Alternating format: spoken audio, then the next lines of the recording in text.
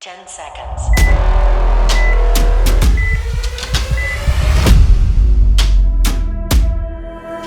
Welcome back to Outside the Net. In this episode, I sat down with Kyle Berry from San Diego Dynasty and Steve Iovino for a powerhouse conversation about one thing: growing the sport of paintball. We went beyond the surface and broke down real, practical strategies that local fields can use right now to market smarter, reach new players, and build thriving paintball businesses. If you've ever wondered what it takes to not just keep the sport alive, but to push it forward, this episode is for you.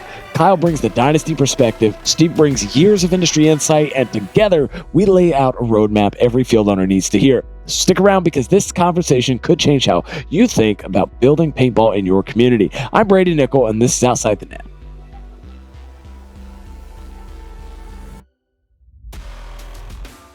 Man, I'm, like I said, super excited to have you on the show.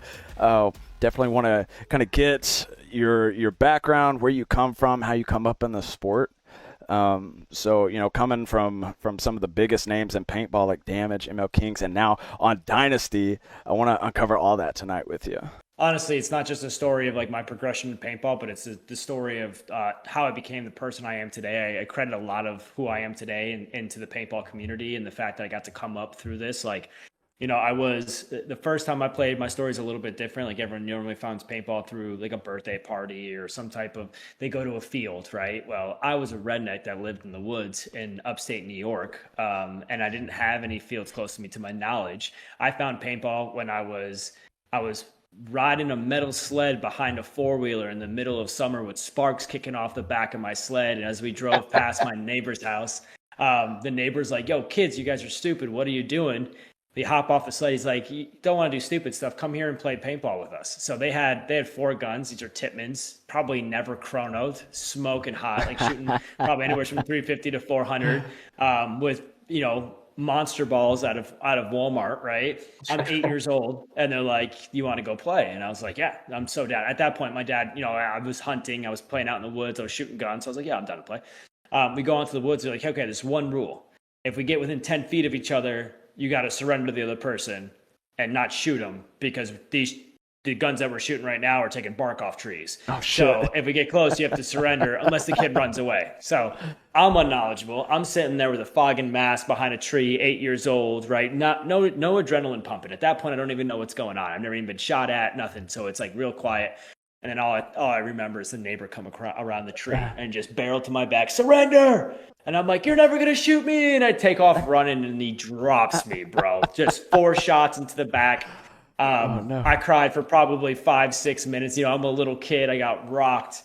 I come home. There's bloody welts on my back. My dad's like, "What the heck is this?" I'm like, "It's paintball. Can we go buy a gun? Like, let's go to Walmart right now. Let's go get one of these things." Right. So that was the first time I played. I actually played for the first maybe 3 years out in the woods with Walmart guns. My dad, he let some areas of the field that we had in the back overgrow. We were just out in the woods shooting at each other and playing paintball. And it wasn't until my cousin RJ, rest in peace, he found a local paintball field and he went and played for the first time in an actual paintball field. It's called the First Prize. It was connected in New York. And he went and played and he was a natural stunner. Like he was great. He was a snake player. He was awesome. He was athletic. I was at that point a 240-pound 14 or 13-year-old kid with glasses and frosted tips for hair. So I wasn't an athletic individual in any way, shape, or form. He brings me out to the field about halfway through the 2007 season. And I started playing, and I'm not lying to you. If you shot at my bunker, I would hide. Like I was horrible. I was so bad at the game. It's unreasonable to talk about. I go through the 2007 season, and I think I played maybe 1 or 2 points in a matter of 2 tournaments. Right, paid in full, didn't play, and something clicked in my head during that offseason. I'm in upstate New York, so snow falls. All the paintball fields closed. I wasn't aware of indoor fields at that time. So I went back into basketball. I played basketball. So I had these 2 coaches that were incredible at the time, Heidi and Brian Farrell. Shout out to them. And they really pushed us as basketball players. Well, I've been with them for like 2 years. I never really pushed myself as far as I could go. For some reason, paintball just lit this fire underneath me. So I started pushing hard in basketball. I remember running suicides and then running straight outside to like 20-degree snowy weather. I eventually catch ammonia. But in that off season there, I find PB Nation and I work super, super hard. I just train through the whole off season. I maybe go down from 240 to 210 pounds. My dad owned a store. We like lived at a store. So I mean, chicken wings, I mean, pizza. I don't know anything about health, right? I know nothing of that stuff. So come into the 2008 season, I decided to play what's called the MXL at that time, which is AXBL, which is basically the US version of the CXBL, 15 balls a second, two 25-minute halves, penalty boxes, all of that. So I played the minor version of that in that 2008 season, and I finally started to compete. And the guys that were training me at that time was like Harris Hussein, his brother Arslan Hussein, a lot of the old NYX guys that aren't really around anymore, but were in that upstate New York area, started training me. So 2008, I played in that. 2009, I moved to the AXBL format, and I started playing at the higher division, where this is where we're playing against Rhythm. I'm playing at 187 crew. The last tournament I ever played in AXBL, we played 187 crew in at the Philly Americans facility in Philadelphia, and we lost horribly bad. Can you guess the score? Like, can you guess the score, Brady, of what you think horribly bad is in an X-ball match? I'm gonna say 9-0. 7. Well, what was the rate? Was it a race too? No it's- mercy, no race to. 25-minute halves, man. I'm thinking like 20-2. Yeah. Oh, it's close. That's close. It's Really? close, Steve. It was 24-2. We got 3 majors Holy in the cow. first 2 points. So we were playing 2-on-5 with the penalty box. I was the I only was young way kid that's off. going out Holy there. shit, Dude, So, Kyle, it was okay, rough. so back up a little bit. So you said you were 8 years old when you first got introduced to paintball. How old were you the first time you competed? 2007. So I was 13. 13 when Holy the first cow. time I played competitively. Yeah. That's Yeah, that's so- absolutely insane. Got in super, super young, which is awesome. I mean, it's a huge benefit because if I would have gotten older, I probably would still have sucked that bad at an older age. I'm happy that I got in younger, so I had enough time to really build up through the divisions. But 2008 was by the time I started really competing. By that time, 2009 was when I was really competing, and I was starting to get a lot better at the game, and simply from grit. The New York guys, like, I'll give all my love to Harris Hussein, right? Everyone, talks a lot about him, and he's a big burger eating guy who's super, super funny. But back in the day, he was one of the nastiest snake players in upstate New York. Skinny, super athletic, super powerful in the snake. Still cheated like no other. But I mean, he was great at the game. And he really pushed me and pushed a lot of people around us. So I give a lot of credit to him and his brother Arslan to bringing me up in the game. And then 2010, AXBL format falls apart and there's no more AXBL. So I start traveling to New Jersey. Local field also falls apart as well. So 2009, again, I'm 15 years old. 2010, I'm 16 years old. I just get my first car. I remember driving 5 hours each way to the end of Long Island to Long Live just to practice with the New Jersey Jesters. And if you guys don't know the Jesters, I love the Jesters, but I was Kyle D4 for life Barry on the Jesters. That was what I was known for. I would show up to practice after a 5-hour drive, and if I was 10 minutes late, they were slapping me in the face just because I was late, right? I don't know if you guys are familiar with the Jesters, but that's a 100%, man. I played semi-pro for 2 seasons, man. They're some of the greatest guys to play against, and they're good dudes. They're awesome dudes. Yep. They're Nice guys. Unless when you're on their team, they're a little bit rougher. At 16 years old, I was getting slapped in the face and nut tapped and everything in between. Like they were rough, man. And it was just Jersey people, it's just what they do. But Tim Trenikos is the guy that ran that. I gave him a lot of respect. When I came into the Jesters, I didn't have any rank because the XBL didn't have any APA ranking. So they put me right on the lowest division, and I basically helped run their lower divisional teams and kind of work my way up. So I go between that and some local teams for the next few years until I get to about my senior year in high school. I'm 18 years old, so this is 2012. And we all come together in the New York area to create New York Outlaws, which was now NYX. That same team stayed together and kind of developed all the way up into New York Extreme. But it wasn't till maybe 2013, 2014 was when I really started getting good at the game, and it was just a lot of grit. I can tell you right now, since that 2007 season, as soon as 2008 hit, the beginning of 2008 season, to today, the longest break I've ever taken from not playing paintball is 3 weeks. Period. Wow. Yeah, so I've never stopped. I've never slowed down because 2008 to 2009 offseason, I found Head Rush, the indoor field. So I was playing every weekend and driving through snow to get there, right? So we go all the way up until 2014. So 2014, my family loses their home in upstate New York. They decide to relocate down to Florida. I come down to spend some time with them in Florida, and I get to train at Extreme Rage Fort Myers where Mike Paxson was playing and a lot of other players. And I was only there for a small sprint because I was going back up to New York to run a summer camp for kids that had paintball involved. So when I played with Mike Paxton, I was like, hey, I'm leaving, but we made a really good connection. And he was like, listen, you come back down after the summer camp, I will get you to try out with an Ironman. And I was like, oh, dude, no way. This is my lifelong goal. So I do the little summer camp, love it. And then I come back down to Florida. I play for Fierce during World Cup that year. And then the 2015 season rolls around. Come to find out, Mike Paxton kind of gives that offer to any decent player in the state of Florida, but you have to pay for your flight, you have to pay for your hotel, you have to pay for all of that. And I just couldn't afford it. Couldn't afford it whatsoever. And then preparation meets opportunity. It was true luck that found me in the start of the 2015 season.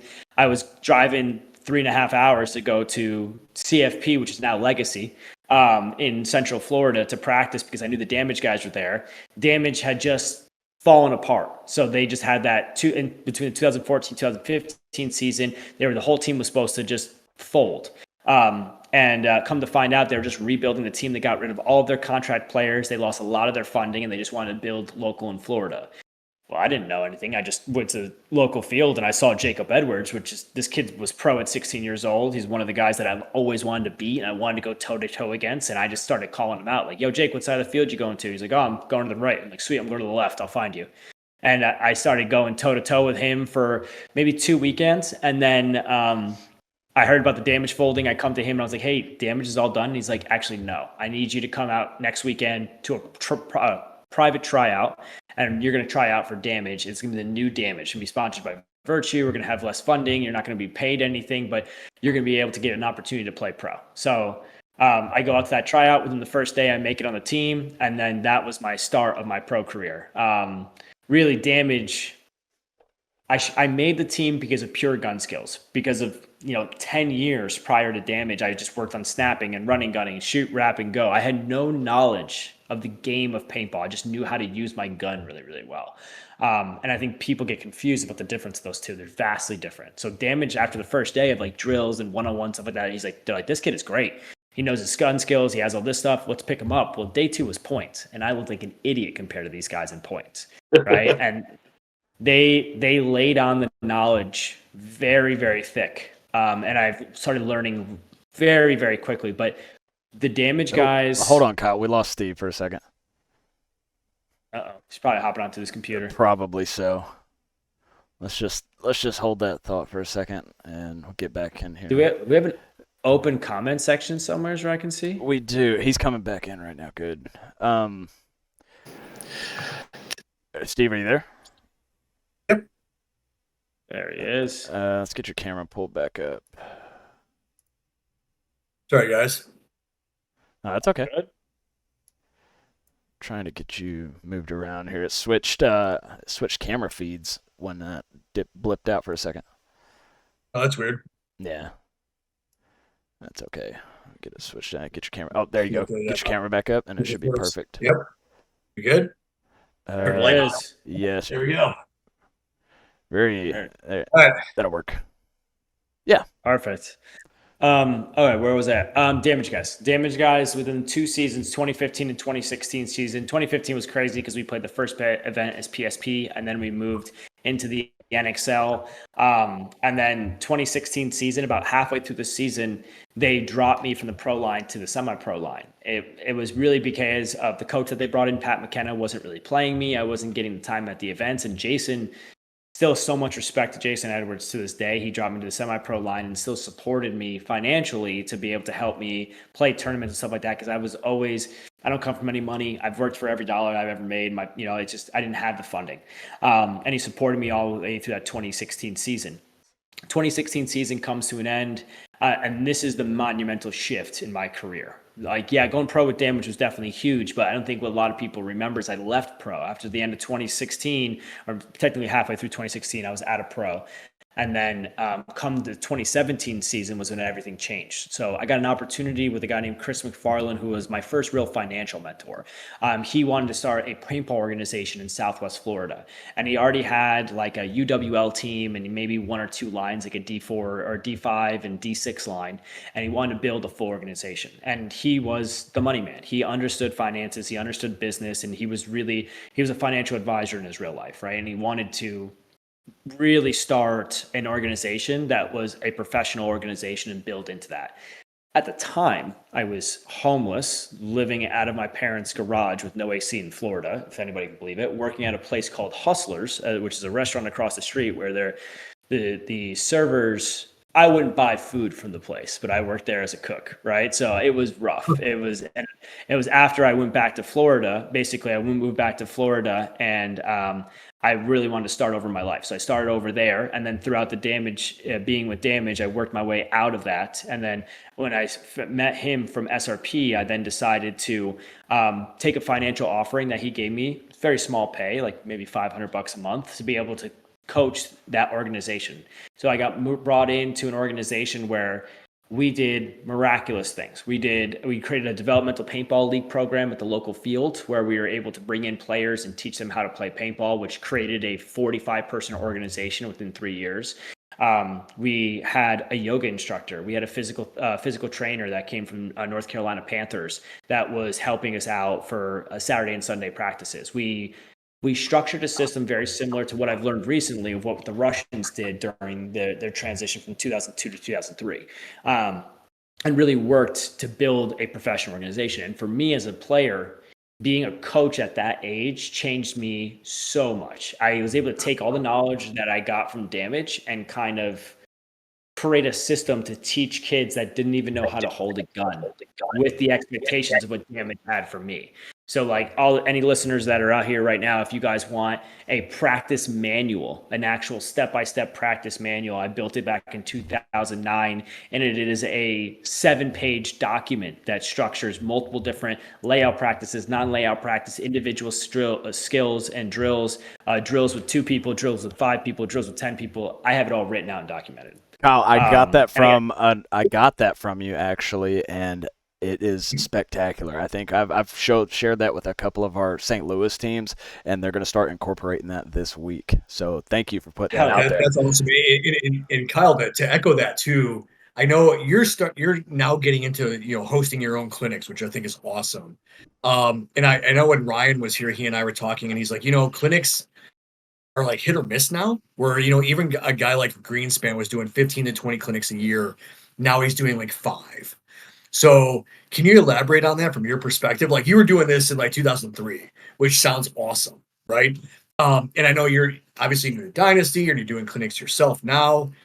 Do you have any insight as to like why is that shifting? Is it ego? Is it because the sport's growing, right? So I'm just curious, not to cut you off because your story is amazing, but I'm just curious as to what your take is on that. Yeah, sport's not growing. So the sport's actually getting smaller. Unfortunately, I wish that wasn't the case, but the sport is getting smaller. We're down 17% this year compared to last year, and then if you want to compare those numbers to COVID, it's even worse.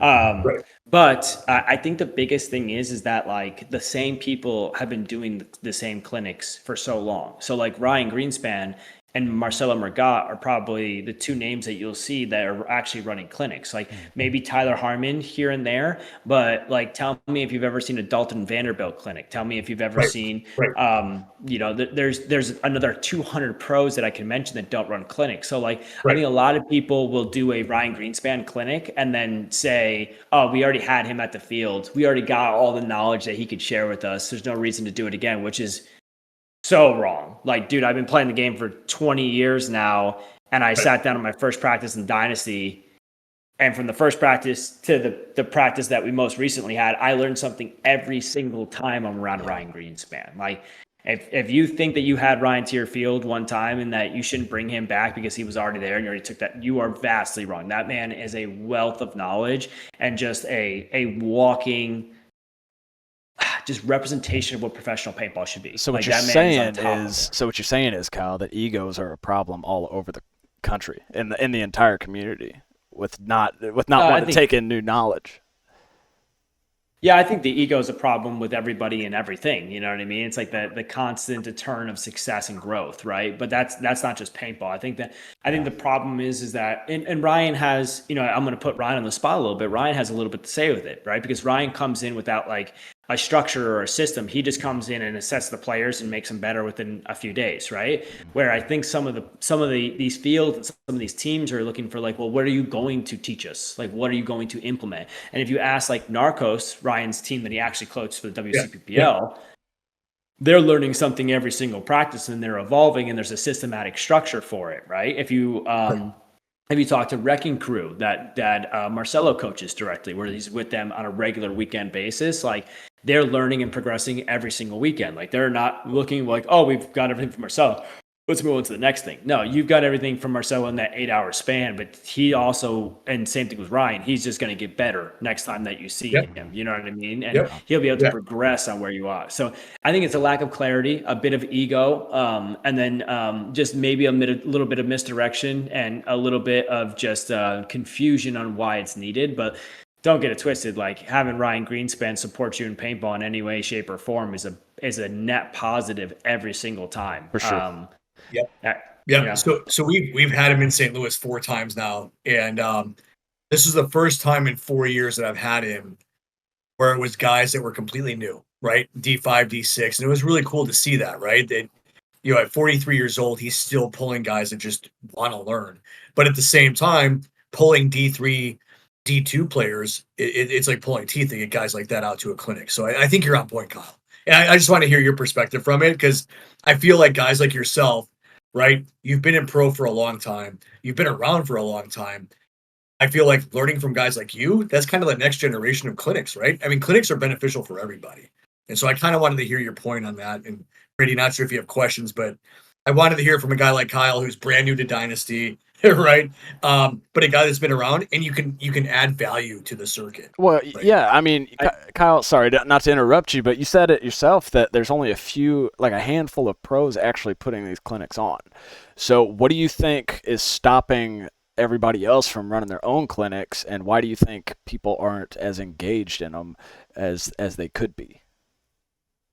Well, I think a lot of times people forget that us professional paintball players we don't make money from this. You know what I mean? Like there's some of us that do, you know what I mean? But even me as a Dynasty player, I don't have a salary. I don't have a contract where I'm getting paid, right? Dynasty makes every one of their dollars through their own will. Like every dollar that pays for paintball. And just to be clear, a professional paintball season with a roster of 10 guys is going to be north of $125,000. And there's no ROI on that investment. There's zero ROI on that investment, right? So all of these people have their own jobs, right? Callie Rudolph's a great example. He held some clinics here and there, but he does it when he's not dealing with his kids, his work, his business, and his normal life. So like all of us have to find the ability to find that opening to do it. And then there's some people, like I'll use Keith Brown as an example. I think Keith Brown's one of the best players in the world, bar none, untouchable, right? But some of the times when Keith goes to coach people and teach people, he tries to teach them the way he does things. And that man is an athlete. Not everybody is an athlete, right? So there's just like, there's structural things that, people talk about as like the difference between a player and a coach. Keith Brown's a great example of an incredible player, but when it comes to coaching, it's better just to watch him and try to emulate what he does. And instead of him trying to walk you through how his two-step, it's almost impossible to shoot that guy in the interior shot. You know what I mean? Well, he's trying to bring them where he is instead of meeting the player where they are, right? Versus a kid like Kyle, right? Kyle came up, you heard 230 pounds. Didn't know what he was doing, right? He built his way up, and I think you could provide a lot more. And I am being biased because you're on with us, but that can provide a lot more value in a clinic because you're going to understand the guy that's 6'2", maybe a little overweight, but wants to play tournament paintball. You're going to understand how he needs to move, right? Versus a Keith Brown. Keith Brown's a machine, like hands down. He's a machine. Yeah, if you had a snake focus clinic where it's like, hey, I need the 50 best snake players across the U.S. to come out to this clinic, there's no one better to hold it than Keith Brown or Arturo. I think Arturo is absolutely disgusting, right? But there's select things that these players you definitely can pull the value from, right? And that's, to be totally transparent, guys. So like, my only value in the world of paintball is that I know that I sucked at the very beginning. I think I still suck today, and that's given me I don't want to say lack of ego, but it minimizes that ego so that I constantly absorb, right? And I'll go through the clinics, and when I have clinics with people, I'll explain the difference between how Jason Edwards snaps and how Keith Brown snaps, or how Brian Smith snaps. Two vastly different human beings and players, and they play the game differently. And I was just a person that absorbed, and I just sat there and watched. I can talk about the difference between how Ryan Greenspan looks at a position in a situation compared to how Yosh Rao would do it, right? Or how Alex Frazier would do it. I'm still learning those things being new on Dynasty, but like, I'm trying to absorb as much as I can to pass that on to the next generation, because to be totally transparent, Keith Brown has done a bunch of clinics, but he's also been in pro for how many years? Ryan Greenspan had made videos on drills that I still show people today in clinics. They're like, this drill is awesome. I'm like, funny, I got that from the 2001 Dynasty Dissected video.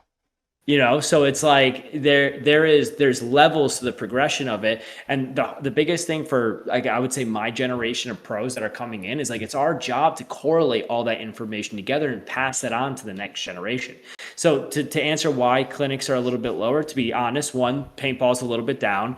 Two, I think that the people that have been running clinics are still the only ones running clinics, and people feel like they're not going to learn from them, which is incorrect. And three, one thing that I think the higher division kids, they need in the clinics, which I supply in all my clinics, is that if you show up and you are D2 or above, or you start doing my drills and you're performing at a high level, your clinic is against me. We're going toe to toe the whole clinic. I'm snapping against you. You're playing one-on-ones against me. You want to get value, you're going to play against me the whole time, right? I like that. Yeah. Yeah, that's a tough pill to swallow, because a lot of times, Ryan's been doing it for so long. He knows that a random paintball he'll get shot, and then that kid will be talking ish online or in person for the next 2 years that he shot Ryan Greenspan. I came from a kid that got nothing but shot. So you want to come and shoot me? Great. Let's play 3 out of 5. Let's see how good you are when it comes to the numbers of the game. Or let's play actual points and see how well your brain can actually retain information after I've ran you and we've done drills and we've done all of that stuff that you're trying to keep up to my pace, right? So there's a little bit different of the structure. Yeah, and I think that holds true, right? I mean, given the clinics we've done with Ryan, I mean, you see that, right? You see a lot of folks in D3, D2 just declining or not showing up. And then to your point you mentioned earlier too, like, these guys are doing it for a living, right? It's not like they're just making a bunch of money playing paintball, right? And you know this. And so they look at the price, they look at $200 for a weekend, they're like, what? But they don't realize you're paying for the guy to get there. So you're paying for airfare, you're paying for a hotel, you're paying for all of that, right? You're literally paying for all that money, or all that things that need him to be there, right? And so, in hindsight, what happens is you wind up just getting lower divisions, because the higher division, it's back to ego. I'm just justifying it incorrectly. I mean, it's really just back to ego. And I think, Kyle, to your point, it's cool to see guys like yourself. You get a clinic, dude, play against me. Like, I'm running the clinic. If you're a D2 player, play against me. And that's really neat. And just a quick plug, we're working on stuff with guys like Kyle and other pros, that we want to bring more pros to clinics that aren't just the Ryans and the Tyler Harmons of the world, right? We want to get you guys out there and see the field. Because I think you guys, no offense to Greenspan, right? I mean, he and we're buddies, but I think guys like you bring a lot of different value. You see it in a different eye, honestly, Kyle. I mean, that's my opinion. Yeah, everyone's going to have a different perspective of it. But like, if I come out to your clinic, I'm going to say things that Ryan said. You know what I mean? Like, I'm going to emulate some of the things. I mean, why not do what the best are doing? Yeah. Right? Like, that's undoubtedly Ryan Greenspan is the GOAT of the game. I don't care what anybody says. I mean, for his longevity, I think the closest thing to Ryan Greenspan is Kobe Bryant. Period. Right? Like, he's been with one team his entire career. He's won champion after championship. The team has gone down. He didn't leave. The dude's had probably some of the biggest offers ever, and he's never taken them because he wants to stay true. The one thing that I realized, and we kind of pivot into like where the career is now going into Dynasty, but I really don't want to skip the ML Kings because that was something that I hope there's more pro teams trying to do what I did with the Kings. But, when I got on Dynasty, the thing I realized about them is that like this is the first time ever where my mentors and my heroes that I wanted to meet since I was 13 years old, 12 years old, started coming into the game, did not disappoint me. Alex Frazier, incredible human being. The dude's asking me advice about snap shooting and laning off the break, and that will bunker more people in practice than I have in a weekend, right? In a single day, right? Yosh Rao is just a stoic, is the best way to say it. I mean, the man is always on the ball, always organized, always trying to just bring positive vibes, consistent, just amazing. And then Ryan Greenspan is truly, the GOAT. The dude just pulls off some incredible plays. And even when I'm practicing against him, the guy hits me with shots where I was like, yo, Ryan, that is just not fair. Like, you were running across the field, you slid into your bunker, you shot 2 balls at me. I was watching you the whole time with paint in the air in front of you. I didn't shoot you, and one of those 2 balls just hit me in the face. Like, and by the way, how do you wash your socks? Yeah. Dude. Yeah, exactly, dude. The dude is like all around. I mean, just the group of them is the reason that they continue to strive and be successful is because all 3 of them, Yosh, Ryan, and Alex, and I don't want to undermine Blake and Arturo and Danny and Harrison and everyone else is on the team, but those 3, they have built a culture in that team that emulates no matter who else has been added to it, and they allow that culture to flourish in players like myself while still maintaining expectations that are above and beyond anybody else, right? They are there to win, period. That's what they're doing, and they're all focused on winning. They all talk about it differently. The way Yosh talks and Alex talks and Ryan talks are vastly different, but they're all saying the same thing, going after the same goal. And that unison, the culture that they have built around fun and loving paintball and enjoying the process is just one of the most powerful things I've ever been part of. Let's Brady, unless you want to go a different route, let's talk about that for a minute, right? Because obviously you've been around forever, right? You grew up in the early 2000s, so you saw, so did I. So you saw where it progressed, right? You spent a long time with the ML Kings, dude. Long time. In fact, I was with Ruthless when you were with the ML Kings. So you were with ML Kings for a long time. So talk about that, right? You're now with a team that they all talk about winning differently. They've won the most tournaments ever, right? So coming from the ML Kings, coming from where you came from, what's it like to be the new kid on the block, man? Like, how does it feel for you? Like, you obviously provide value. You just said Alex Frazier's asking you advice. Like, how does that feel? I got exactly what I wanted. I kept on saying during this the 2025 offseason, coming into the 2025 season, I said I want to be the worst player on the team. That's all I wanted to do. I wanted to earn my position. I wanted to earn my stripes. I wanted to be the worst player on the team. And that's what I got. You know what I mean? I got on to the best team in the world. And as Ryan said the last tournament, like, he asked me, are you upset that I'm not getting playing time? And I was just like, no, I'm not. He's like, yes, you are. I'm like, yeah, I definitely am. I definitely am upset. I want to play. And he's just like, just remember, you're trying to earn playing time with the best players in the world. Keep fighting, right? And to be totally honest, everyone asked me, like, how is it on Dynasty? How is it on Dynasty? Bro, I can't put into words how great it is. I can't elaborate on how a lifelong dream of wanting to be on this team was finally fulfilled. And now that I'm here, it's better than I ever expected, right? Is there things that could get better? 100%, everything can improve. But the number one thing that I don't think I could find anywhere else is a group of grown men that singly love paintball, want to see the sport grow, and want to win more than anything in the right way. They don't want to win by cheating. They don't want to win by undermining people. We in our huddles, we don't talk bad about the team we're about to play. We don't undermine that. I'm from upstate New York, man. When we used to get in initial huddles, we used to just rip apart the other team in the most vulgar way possible to motivate each other. I haven't heard literally, if one of our players say something like that, Alex, Ryan, or Yo should be like, no, we don't talk that way. You don't undermine those guys. We boost us. We support us. We get better. We try more. We work on each other and care about each other. That's how we're going to win. And dude, the energy, the motivation, the structure behind it. Do I wish I was playing more? 110%, but I don't believe I've earned it yet. I'm fighting my way to earn that playing Yes. time. You know what I mean? I really So like how that does mentality. that differentiate from, like, if you don't mind me asking, how does it differentiate, right, your top level team Dynasty versus ML Kings do, where you were, in my opinion, you were the star player. You know, it was a lower tier pro team, but you had all the playing time, right? You were on every single point. So in your opinion, as that player, how does it differentiate, man? Is it an ego? Like, does it deconstruct your ego, or does it humble you and, like, hey, now I'm in a different level now. Like, I have to accept where I'm at. Like, I'm interested to hear how you feel.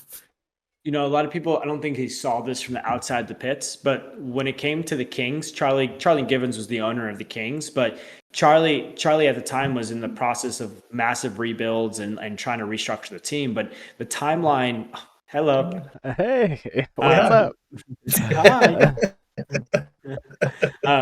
Sorry, man. The Go ahead. timeline with the Kings, it's all good. Timeline with the King was crazy, right? So I run that, you know, kind of going a little back to the story. I run that Southern Rage Paintball organization from 2017 to 2019. I build them into a 45-person organization. We go from semi-pro to D6.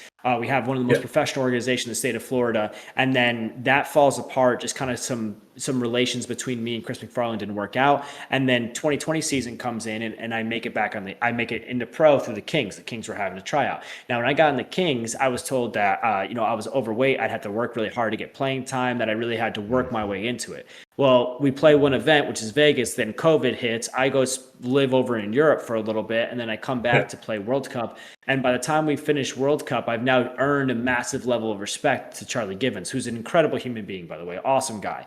But I go to Charlie and I go, Charlie, you have a team currently of players who don't really respect the name. They don't respect the team. They're not acting in a way of winners, right? That you need to restructure the team. And he goes, what would you recommend? I say, let's have an open tryout. No pro team does this. Not a true open tryout, not like an open tryout where it's $125 and we're not picking up anybody. A true open tryout. That open tryout brought in Connor Kelly, brought in Carter Donaldson, brought in John Peterson, brought in Louis Betancourt, Chewy, who played for a few seasons, brought in you know, a handful of players that made their name in pro. Now, did it look bad at first? Because the 2021 season, we were ranked 19th going into World Cup. Yeah, it looked horrible. But the system that I built with them, that's what Charlie really gave me. Charlie gave me the opportunity of taking all the knowledge that I learned from that SRP organization over 2 years and all the kids and put it into a pro organization. World Cup of 2021, we go 3-1, make it to Sunday and lose the first match on Sunday in double OT, right? So, and then the 2022 season, we made Sunday every single event. And that's where Connor Kelly made his name. But what people didn't understand, I think, from outside the nets is that Charlie was a very analytical individual and he helped us a lot of practices. But when it came to the events, I was player coaching the entire time.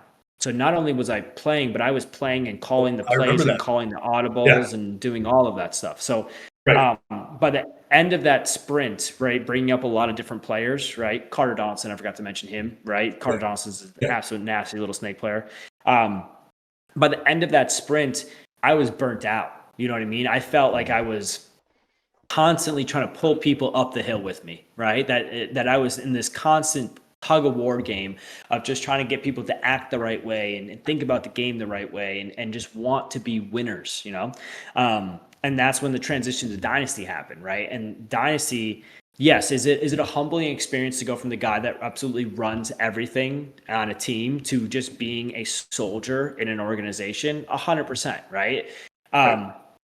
If anybody gets a chance to go into the pits during our current Dynasty matches, I don't want to pat myself on the back, but I'm probably one of the most engaged players not playing out of all the pro teams. I'm scouting the other teams. I'm feeding little information to each one of the players to try to make them better. I don't care at this point. All I want to do as a career is I want to make Dynasty a continuation of the best team in the world with me being a part of it. That's it. Yeah. I don't, you know, and this, I'll make this, I've said this in other podcasts. I'll be very verbal about this and I'm not lying. I will never play for another team. As long as Dynasty doesn't cut me, no contract, no interest, no other team will ever entice me. It doesn't matter to me. I want to be on this team till the end of my career. I want to help make the environment and the ecosystem that Alex, Ryan, and Yosh put together thrive even when they can't play anymore. And that's Right. my number one goal, right? But yeah, I mean, is it different? It's vastly different. But do I feel like I'm in the right space, doing the right things, and it's just a time to get where I need to be? 100%. And Right. I'm okay playing the long game. Personally, I'm Right. okay playing the long game. 100%, man. I couldn't agree with you more, right? Like, I personally have watched you go up the ranks and watching you run the ML Kings, right? I was there, right? Like, I was the guy behind the scenes with Ruthless when we were giving you jerseys. Like, I saw you Yep. running that team, right? So it's cool to see that, and it's cool to see you now, right? Ryan and I just had this conversation. Those dudes are in their 40s, right? They're 43, 44 years old. They're planning the future of Dynasty, right? And you are it. And I am going to plug here. Like, that's the grit that we look for, right? That's the grit that we are trying to promote, is a guy like yourself since late 90s, early 2000s, worked his ass off, put in the work, right? Was told, hey, you're too fat. You can't see. Now he's playing for the top pro team in the next version, right? It's and Ryan and Alex still acknowledge it, right? I mean, it's the reality of it. This is the next version of Dynasty, and the CU part of it, man. I don't think anybody else is more well deserving, honestly. But I do want to talk about is, how do you take that grit? How do you take that mentality that you've brought to Dynasty and move that into Europe? Because I know that you've played, quite a few years, like you were mentioning, 2017 in the European League. I'll say it. I can be wrong. I've never played over there. I feel like they're a little behind. They're catching up, but they're a little behind of the US Pro League. How do you take that grit, Kyle, and bring it to the Europe circuit? Yeah, so the European circuit, the first season I had in Europe was 2017. I played Division II with a bunch of US guys, and we went undefeated for an entire season. We didn't lose a match, right? We played with the Galapagos Tortugas, and that was a blast. That was fun, but that really doesn't have relevance to what the pro circuit is now. Recently, 2022, I was with Gladiatori. We got third. 2023, I played with Droogs, and the first event, we won their first ever match in pro. Second event, we were in Sunday. In 2024, I played one or two events with Droogs again. And then this year, 2025, I've only been over to Europe one time. That was England last event. I went and coached the semi-pro team, BM United. But to answer your question, really it is those players over there, they have extraordinary gun skills. I'm not going to undermine that in any way, shape, or form. Their movement, their athleticism, their gun skills, their lanes off the break, all of that is crisp. All of that is perfect. So if you are a player listening to this right now and you think that the only thing you need to do is enhance your gun skills and you'll be the player that you need to be, it's not true, right? It's just not accurate. I know players in pro that are amazing pro players that don't gunfight anybody. They find a way to win without gunning. Alex Frazier is a great example. He will shoot at you. You put a good ball, he'll disappear. Next thing you know, he's bunkering you, right? He won't gunfight you, right? So the European circuit is filled with incredible paintball players on the athleticism and the gun skill wise. The problem is that they have not understood the game of multi-piece chess, I guess you can say, right? Yeah. They don't understand how each player is supposed to work off each other to help each other out. And they're a little bit more singular in the game. Like, I think if Hormesis went over there and did a one-on-one duel in Europe, he'll see some massive competition. Like the players there are very, very good fundamentally. But it comes down to, they don't understand, especially with the limitation of paint. Like when we play in the NXL circuit of Europe, it's 4 pods. We play as Team USA, right, which is coming up here in 2 weeks. We have 2 pods. We have very limited paint. It's an M500 format, right? So the biggest differentiation there is really the understanding of the team game of paintball, right? They don't understand that if I do win this gunfight, what is the cause and the effect of that gunfight? What opening did I just create? What pocket did I just make? When should I be forcing my way down this side every single time, or is there a time for me to stop and look inside to put in a single body so my secondary guy can come with me? Zone control and zone structuring and being able to pass off jobs correctly. That stuff is really lacking in Europe. Kyle, what do you think the mental gap there? What's the cause of that mental gap? So a lot of people refer to it for many years as the California style of paintball, right? That free flowing, that open style of play. But it's really what I've learned at being on a California team now, right? Is it's having fun together, right? That gap is really that this is a game, man. This is a game, and you have to one love the game and enjoy it, so that way your mind opens to possibilities that are not just so tunnel vision. And then it is a team sport. You have to play as a unit. So, when I do all my clinics, I explain the game as there's three main roles on the field, and it's not Dorito, snake, and center. It is attacker, container, and support player. That's it. And you'll play those roles, and that will change throughout the game, but you need to identify the role that you're playing and how it actually fits into the game and what you're supposed to be doing at a given time. And they're not understanding the role structure of the game. 100%, man. I can relate to that. I want to hear more on that. When we were playing Ruthless Factory Semi-Pro, we had Max Wakefield from the European League come over and play with us. Amazing player, dude, but could not, for the life of me, decipher the team sport. Like, it was so hard to get him to gel with us. And I'm like, oh, maybe it's just because, he's from Europe, doesn't understand it. And I think you're kind of answering my questions. I mean, he had a really hard time with that. Yeah. Yeah, it really just it really comes down to. I always laugh because like Joe Barrett, teammate now. Me and Joey have been together for years. We used to play together back on NYX or New York Outlaws back in like 2013, and we were both in the Northeast. Funny enough, me, Harrison Fry, and Joe Barrett all came from the same league in the Northeast, and now all at Dynasty, right? But Joe Barrett back in like 2008, 2009 used to have videos on YouTube when YouTube like first started of him in a classroom explaining paintball. Right, explaining the structural system of how to play the game of chess with these five people that play these bunker situations. And I always revert back to explaining like P2X Extreme or like some of the other magazines when I was a kid used to on the back of the magazine have breakouts and say, how would you win this breakout? And a lot of the European teams aren't doing that. I actually tried to do that exercise with my team I was coaching in England, BM United, and they're like, we've never seen this before. I'm like, I took this from a magazine back in 2007, guys. Like, we've been doing this in the US for a long time. We understand the game of paintball. And that was one thing that I mentioned back when I was on Damage is like, yeah, the gun skills was great. I was basically a top end European pro player. I was really good with my gun skills. But how I used the gun skills to win the game of paintball, I didn't understand. And that's one thing where the US market really separates. That's why they won't let a full team go over to Europe, because we're in such unison of understanding the team game that it's almost unfair to them. That's why we were beating people up year after year after year. It's not because they didn't have good players. There's amazing players over there. Axel Gaudin is a great example, right? Hugo is a great example. They come over to the US and they stunt. But if you don't have that team structure and understanding how to play as a team, that's when it's very easy for two guys to shoot one dude when one dude's trying to ball out, even if he has great gun skills and everything else. Right. Yeah, I never, Brady, unless you knew that. I in the years I've been playing, I never knew that. I just always assumed, full teams never went over there. I didn't realize that it had a lot to do with, the fact that we would just dominate. So that's they outlawed us. Today in the NXL European circuit, you are allowed one pro per team. You're allowed one rostered US pro per professional European team.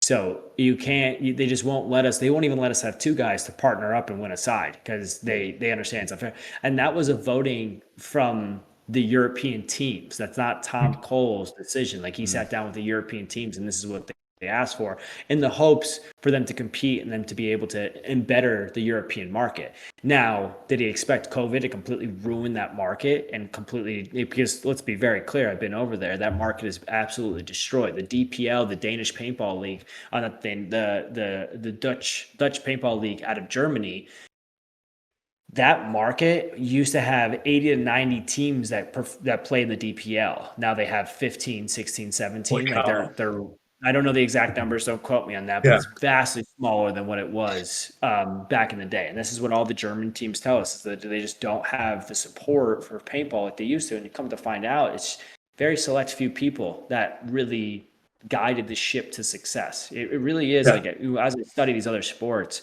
it's always one individual that skyrockets the sport. And I'm talking about professional soccer, professional basketball, professional baseball, all of these things. There's always, you can go back to the timeline of these sports and you'll find one person that really changed the sport itself in the eyes of the general consumer, right? Basketball was falling apart until Michael Jordan, right? Baseball became huge off of Derek Jeter, right? There's all these individuals that really, the sport existed and things were happening, but these individuals created the superstar that we could root for at home. Right? Yeah, and I think that's a good segue to kind of jump back a little bit, Kyle, and talk about, you said the sport's down 17% compared to last year or COVID? Last year. Last year. Okay, so we're on a downward trajectory right now. What do you think got us to this point? Since, because we had a really big year through COVID when we were the only sport that was, or the only outdoor activity that you could really do.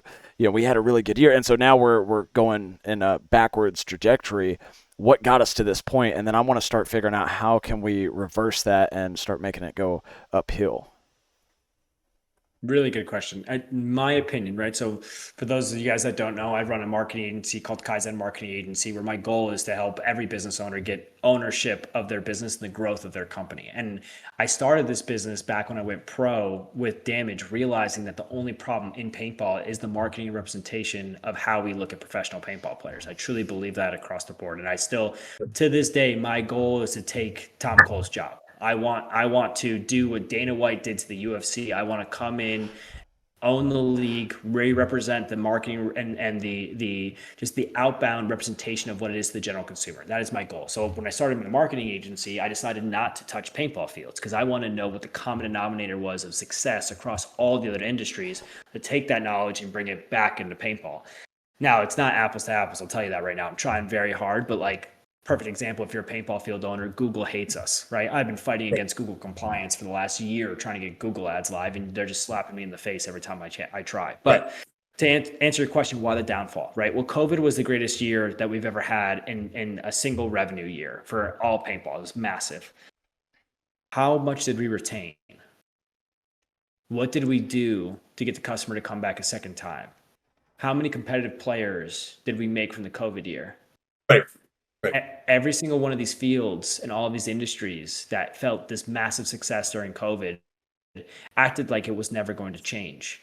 Well, you were in the ocean with unlimited fish and you were the only shark. When COVID disappeared, the sharks came back.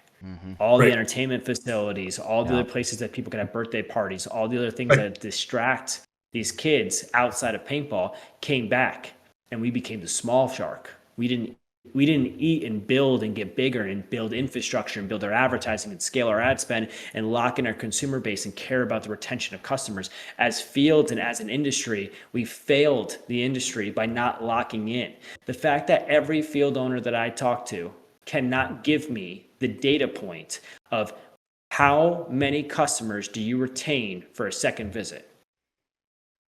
In a year, what is your average retention rate of customers, right? It's a difficult number. It's not an easy number to get, but that should be the number one.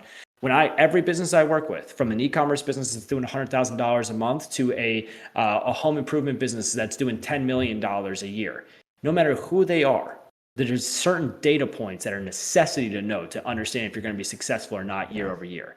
Those data points are: what does it cost to acquire a customer? What is the average ticket order of that customer? What's the average lifetime value of that customer? What is my retention rate of that customer? So that way I know how much I can actually pay for a customer to make sure I'm profitable on the back end. If you know those data points, then you know how much you need to spend to grow the business, and then you should know that retention numbers allow you to increase your revenue year over year over year. And as long as you work your operations correctly, you should be profitable, and a scaling in profitability as you go up year over year. That's a lot of business jargon, a lot of marketing. It's not though, man. I want to keep on that. Unless Brady wants to go a different direction, let's talk about that. Yes, how do we get there? How do we get there with paintball? How do we get there with fields? Right, Brady.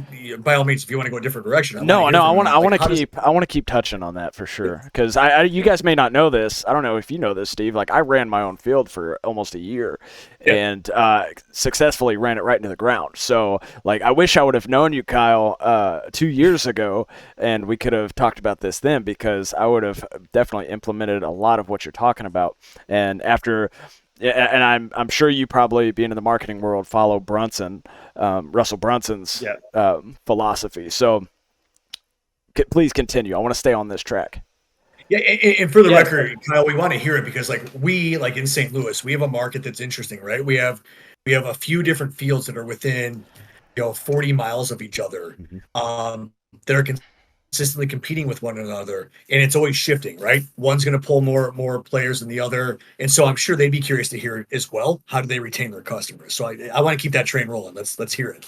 How does that work? Yeah, I mean, I'd love to hit on the 3 points, right? The acquisition of customers, the retention of customers, and then how to reduce COGS and make sure you have the highest overall profitability, right? So let's talk first about acquisition of customers, right? There's a very simple way to acquire customers in paintball. It's one of the best things that you can do for a birthday party. It's one of the best things you can do for a bachelor party. And honestly, if you're in a couple, which we don't advertise very much to because this can be played by both men and women, it's an awesome date night. Right. So you have these easy entry points that you can advertise for that can draw customers into the field, as well as just open play, come play paintball. Right. So you have the upcoming birthday party consumer avatar. You have the engaged, about to be married consumer avatar for those special events. That also falls into like corporate events, which are huge, right? That's more of a B2B play. But you have parents in general from ages. If you have gel blasters, it's 8+. If it's not gel blasters, it's 11+, right?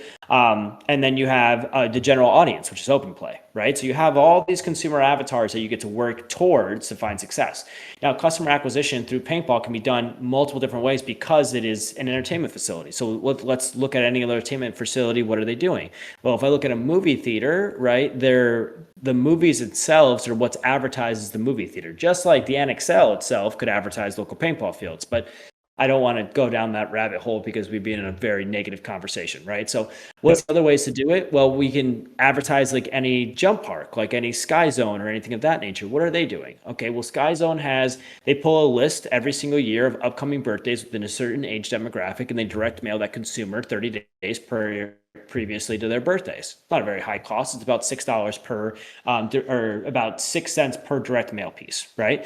So they have direct mail. They buy newspaper, which I really do not recommend, but I think it's just a way for the franchising to spend some money. But you have social platforms, which, to be totally transparent, your cost to acquire a birthday party on Facebook or Instagram is anywhere from $50 to $150, right? That's your cost to acquire the party. And I run about 12 different fields right now, Facebook and Instagram advertising. I have tracking set up, so I'm able to see that data very, very clearly. I have And that's for one party, Kyle. Just to clarify, that's for one party, $50 to $100. Okay. Yeah, 50 to about $150. And the problem is that the difference between 50 and 150 is the offer, the creative, and the actual geographical location that you're in. If the consumer base is, if you have a low population, that's, lack of birthdays, it's gonna be a higher cost. If there's a higher population, it's a lower cost. Perfect example, like Boston Paintball. Anthony Vitale is a client of mine. I do advertising for Boston Paintball as well as TXR. TXR is in Texas. Boston's absolutely in Boston. Boston Paintball is about a $56 cost per birthday party reservation. TXR is roughly around $90. Consumer base is a little bit different there, right? So, so you have Facebook and Instagram as well as TikTok advertising. We're starting to test TikTok ads now, right? You have the organic side of all of that. So it's just the organic posting that, if done correctly, can drive a good amount of traffic. And then you have the whole Google side. So Google's paid ads is a no-bueno. We're not able to do that. Even like recently, I sat down with Google's compliance and I tried to go through their entire compliance doc, and they basically told me the only way that I could advertise paintball is if I don't use the word paintball in the ads, and I drive them to a landing page. It doesn't say the word paintball. So I was like, What's the problem with that, Kyle? What is the thing that's holding that back from you? Is it the quote unquote we're using guns as? Yes. Yeah. Okay. So paintball fields got put in the same category of compliance as paintball guns, markers, ammunitions. Back in 2022, they adjusted that, and they've kind of let it go for a little bit, but now they're getting really strict on it. And just to be very clear, if they would allow us to run ads, like my ads were live for Giant Party Sports in Texas, and we were seeing a 10x return on ad spend, party bookings as low as $30. Stupid response rate, right? But unfortunately, Google is much bigger than the entire paintball industry combined. So no matter how much little Kyle Berry is fighting against Google compliance, my voice is not going very far. And I'm trying. Trust me, the paintball world, I'm trying. But you have Google. What's their? Can we touch on that for like 30 seconds? What's their like whole like? What's their hard bargaining? Like, are they just like, it's not safe, it's paintball? Like, what is? Oh, you never get to that conversation. You never even get to that conversation, Chris. Like the problem is that I'm sorry, Steve. You're unable to get to that conversation with the actual compliance. I have an agency level rep. Last year we spent $10 million on Google. I have an upper level rep that I get to talk to. That Holy upper cow. level rep connects me directly to Google Compliance. Google Compliance is just copying and pasting their compliance document over to me and saying, this is our compliance. I say, how do I petition to remove paintball fields and entertainment facility that allows 8-year-olds to come play that has never looked through the history of time? Tell me one news report you have of a paintball field of somebody getting injured at a field. It doesn't exist.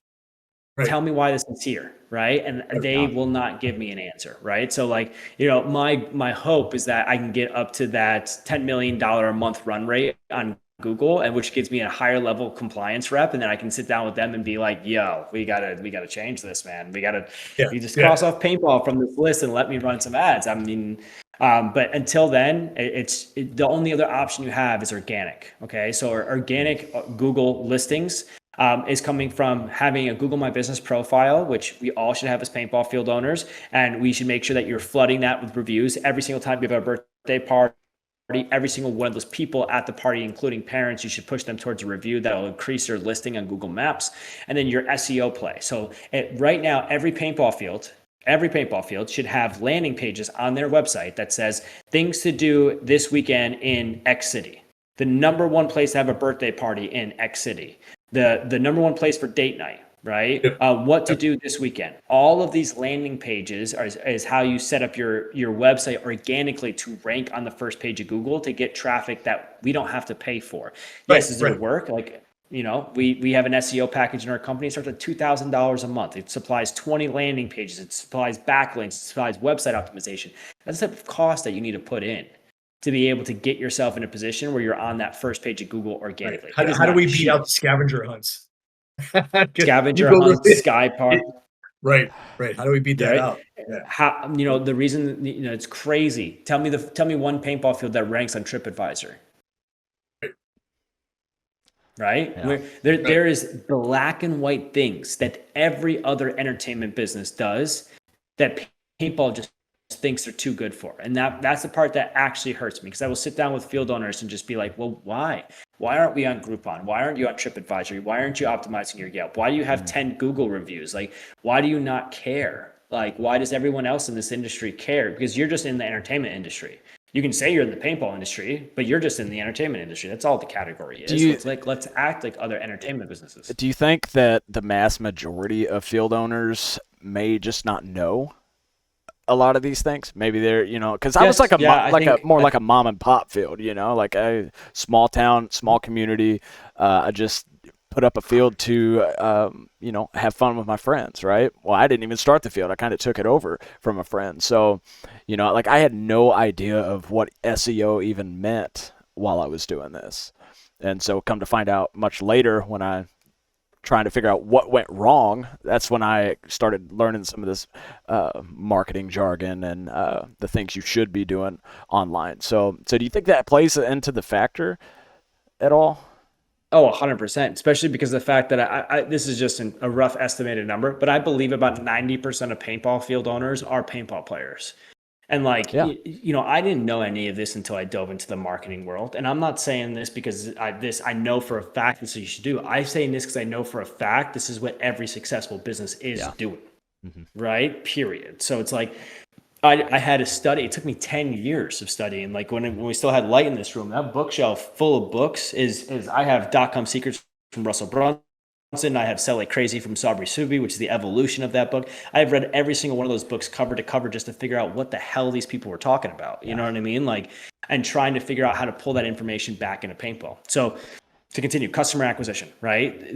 There's these marketing aspects that you need to understand. The problem is that because people are living off of the revenue from their field, which is a lot of field owners, they do not want to cut into their profit margin to advertise for growth, right? Yeah. It is a necessity, but we'll talk about a little bit on the back end of reducing costs that we can leverage to help you put dollars towards your growth, and then we can get into that. So customer acquisition, organic positioning on Google, organic positioning on all social platforms, which means you're posting regularly and you're creating content, paid positioning on social platforms, because That's the only way that you're gonna be able to get the exposure that you want, right? An average of about 5% of your followers will see your first post within the first 15 minutes. And if you have less than 15% engagement, it's not gonna be shown to anybody else. That's why you have 10,000 followers and get 20 likes on your posts. That's just the way the algorithms are functioning, right? It's a pay to play platform. Zuckerberg just didn't tell you about it, right? He just made it as soon as he released TikTok or Google Meta ads to the degree he has, and he's making the revenue off of it. He just started leaning more and more and more into that period, right? So,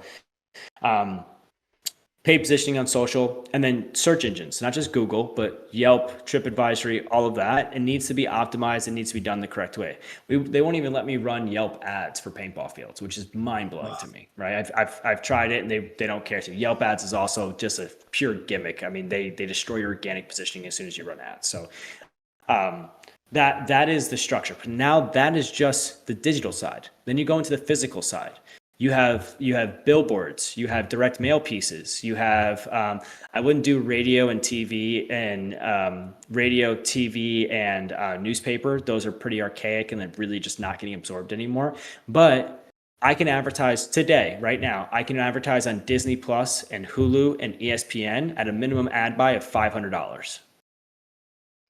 $500. That's so crazy. I can target $500. That's all it costs, right? I'm in the process of trying to talk to some field owners and industry owners about doing it this year for some people to try to get that exposure and see how well it works. That's mind blowing. Now, is it?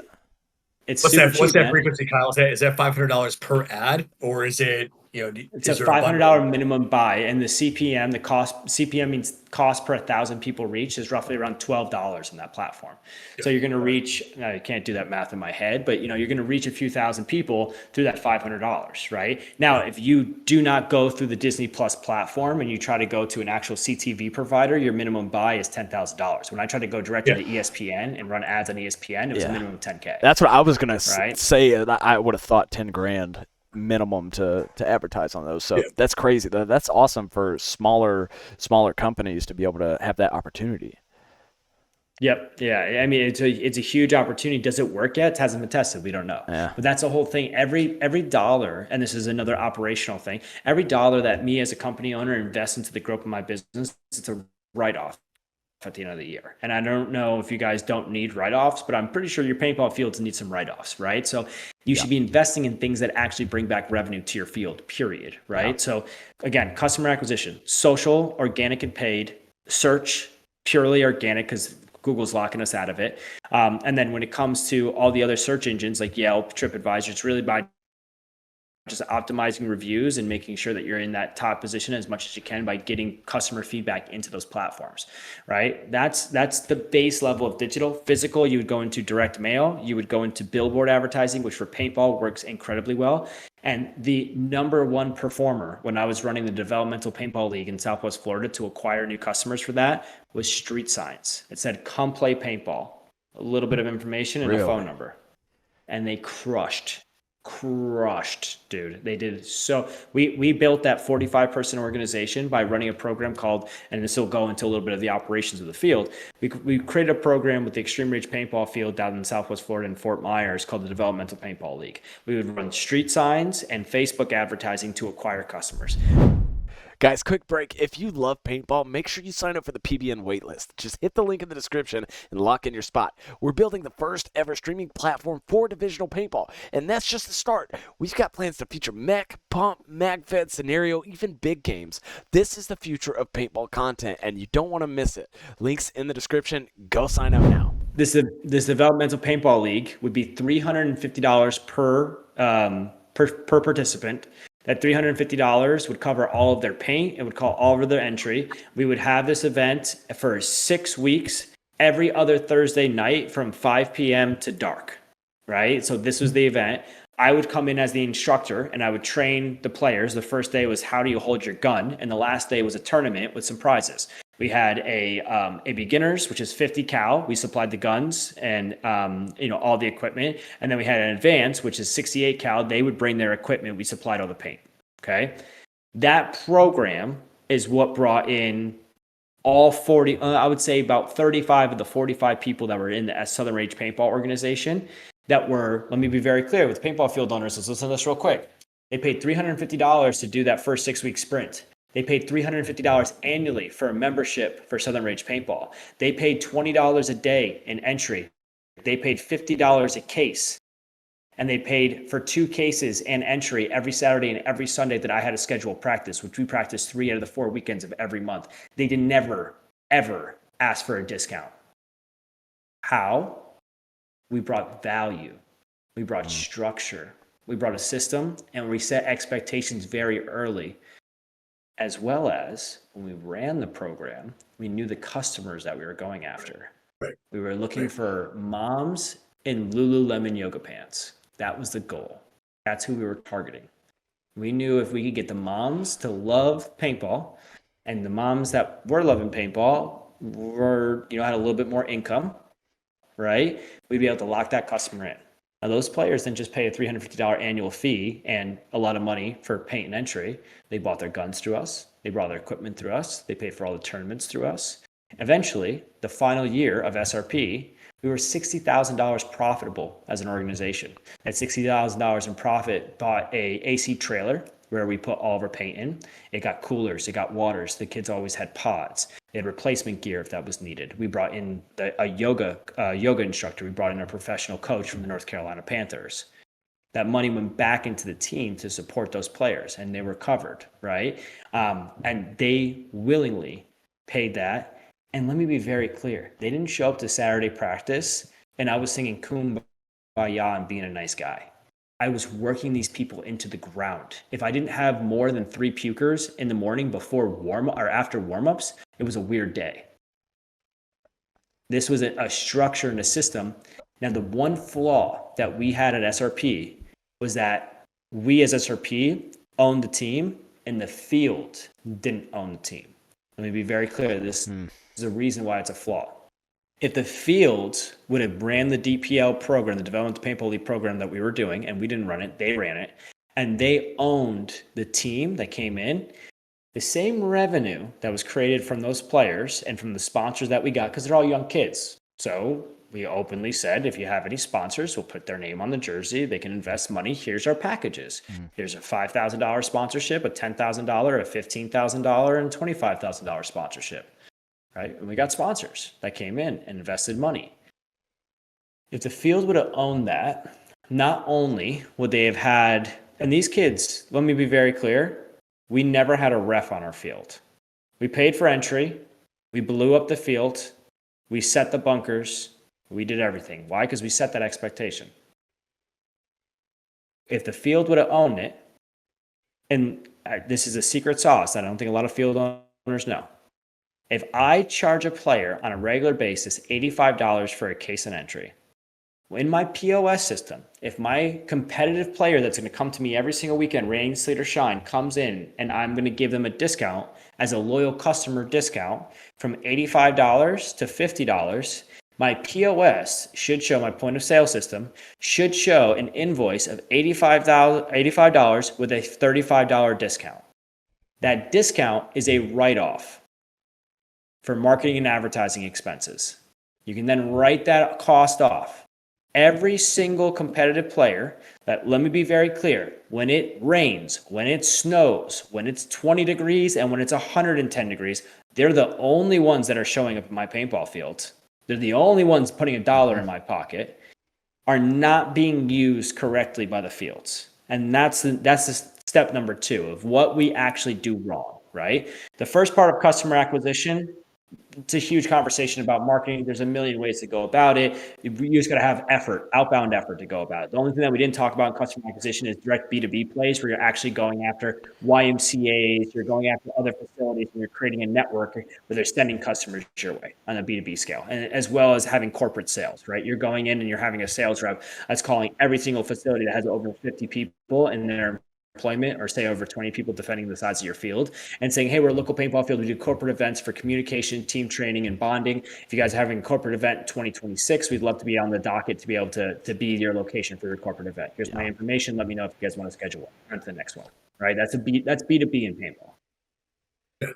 The next, once the customer has come to your field, and I've said this a bunch, and I'd love to hear your guys' opinion on this, right? Because, obviously from Steve, your experience, and from Brady running the field, let me ask you this question, simple question.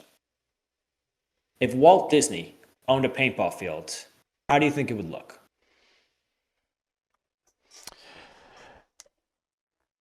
Go ahead, Brady. Well, I mean, there.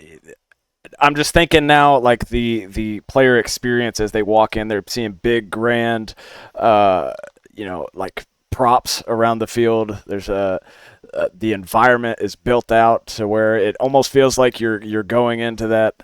I don't know. For me, it would be like a Call of Duty map, right? It would be very CPX, like CPX or like Hollywood Sports Park. Yeah, exactly. That's like. Yeah, I'm envisioning helicopters. I'm envisioning like big buildings that you can go into and play on. So yeah, I mean, I guess it would be that. And I'm assuming that if it was Walt Disney, he builds all his parks, there'd be a structural flow of how the customers will go, because that's all designed. Okay. Every step of Disney is designed, right? And Disney's epitome, right? If you come and go to Disney for the first time, what are they trying to sell you on? They're trying to sell you on the season pass, and then they're trying to send you to getting their ultimate season pass that has like their resorts and everything else, right? So what's the epitome in paintball? What gets a player to come back next weekend, the weekend after, the weekend after, the weekend, rain, snow, sleet, or shine? What gets a customer to do that? Discounts, free paint, like, feeling special, essentially, for lack of a better word. Yeah. I would say having to win a tournament. Yeah. I would say that they have to show up to compete, because if they're not competing, the discounts and stuff like that, if it's hot, I mean, I don't care about free paint. I don't need to get any better at paintball, whatever. I mean, I'll go get free paint some other time, right? The incentives, the how I feel, yeah, that's great, but it's raining out. Like, we don't play paintball in the rain. I have to play tournaments in the rain. I have to play tournament when it's hot. I have to play tournament when it's cold. I have to be able to compete in this. The only thing that would make, not recommend, but make that customer show up when they shouldn't show up is the fact that they have to compete for a tournament coming up. They have to be better at paintball to win that tournament because they need to compete. They want to compete, right? So now we've answered the question. The epitome of what we're looking for is a competitive player, even though most fields don't think that's correct. They think that I make less revenue. And I understand the whole argument. A recreational player comes in, they pay $85 for the case and entry. My cost is $25. I'm making a $60 profit off of that player. Competitive player comes in, they're getting charged $50. My cost is still $25. I'm only making $25 net profit off that one. And he wants to sit up here in the booth and talk to me all the time. He wants to complain about this and complain about that because you've seen it better, right? I don't want to deal with the competitive players. My question to you is it worth dealing with that competitive player if they became competitive through your field? If you're the field they went to buy their 2 cases every Saturday and every Sunday to get better, where they bought their marker, where they bought their gear, where they come to for questions so that they can get better at the sport, where they talk about the best thing that they do in their life is play paintball at X, Y, and Z field, and that's your field. Yeah. Wouldn't that be the most valuable thing you could have as a field owner? Yeah. And let me be the guy that says this, right? I'm sure we have a lot of St. Louis guys watching. We have 2 fields, like I mentioned, within 40 miles of each other. We have one that's probably spent 25 to 30 grand, Kyle, on laying turf down, beautiful field. And all the players are now shifted to the other one. And all the field owner at the one that spent the 30 grand on his turf field says is, well, it's tournament paintball, like they're fair weather. Like, my focus is on my zip line and my rec ball players. But you show up at his field on a Sunday and there's nobody there. And this dude spent 30 grand on this turf field, man. That's all I'm saying. Yeah. and it comes down to, you don't realize what you're trying to build, right? You don't realize that you're building a system, a business system, where the acquisition of customers can come from everything like everybody else. But the operational structure of your system needs to have an end goal. So let's go back to that Walt Disney example. If I had imagined Walt Disney at building a paintball field, I would imagine that he would come in to a paintball field with a beautiful, nice entry, right? Not all of us can do that, depending on, your zoning and whatever it might be, or your money that you have to spend. But they're greeted nicely. They come in, they meet with someone that's going to go through the registration process with them. That's very clean. And then they're going to go through a very standard operating procedure on their safety briefing that explains exactly the same way every time, no matter what, because that's exactly how Disney, we'd probably do it through a video and an interactive person and maybe Mickey Mouse holding a paintball gun, whatever it is, right? And then after that, they would actually be able to go experience the situation in a low intensity environment. So they'd go and be able to go to a shooting range and be able to shoot their gun a little bit, waste their paint, right? Shoot their gun and understand it, make sure they go through a safety briefing. And then they would be paired with someone that's focused on putting them through the most entertaining day of their life. But we have a beautiful thing with paintball. We have a timeline of paintball at every paintball field. I can go and if I was Disney, I would take that first time customer and say, all right, we're going to start today the way that paintball started. Back in the late 1980s, paintball started in the Northeast with some guys just buying cattle marking guns and decided they wanted to have fun with each other and go out in the woods and play. So we're going to go out in the woods and play our first game out there just like they did in the 1980s. And we're going to go play our first game. And then that game ends. And then we decided to become competitive with paintball. So now we're going to put a flag in the middle. Let's compete a little bit. Let's not just shoot at each other. Let's have a goal, okay? And we play another point in the woods. Then they wanted to evolve. They wanted to get a little closer. They wanted to have a little more excitement. So then they made Hyperball, and let's bring them over to the Hyperball field. And then the Hyperball came out into the mid-90s, and this created a much more intense sport where spectators are able to watch and engage with you, and you have your ref. Not only educating them on the timeline of what paintball is, but also getting them to go through and get them more and more excited until the point where they get to what?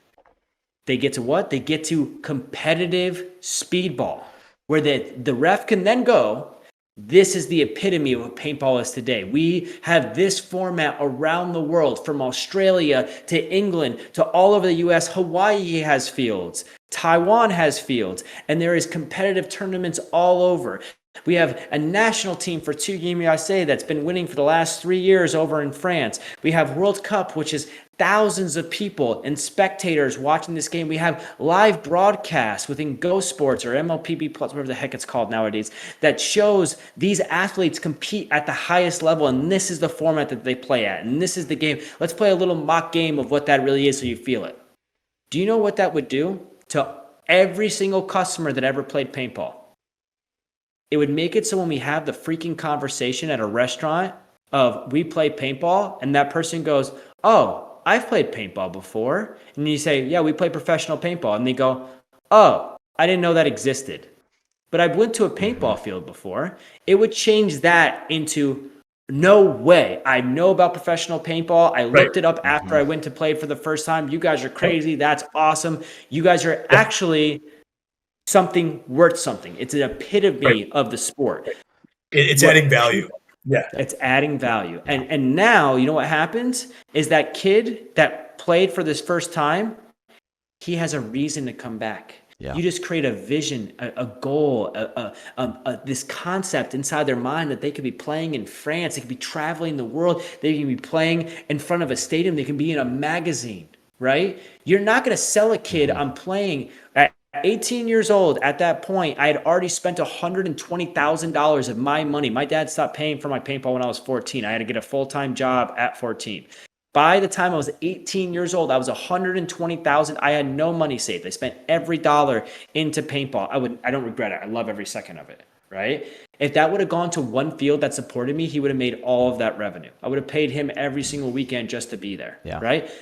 And yes, let's be totally freaking honest. If I'm paying for 2 cases every single day for Saturday and Sunday for years on end, most likely you should give me a discount as a loyal customer. Not because I'm a competitive paintball player. It's because I support your damn business. I support you. And I've been doing it time and time and time and time again. If I did the same thing at McDonald's, my app would give me free freaking fries.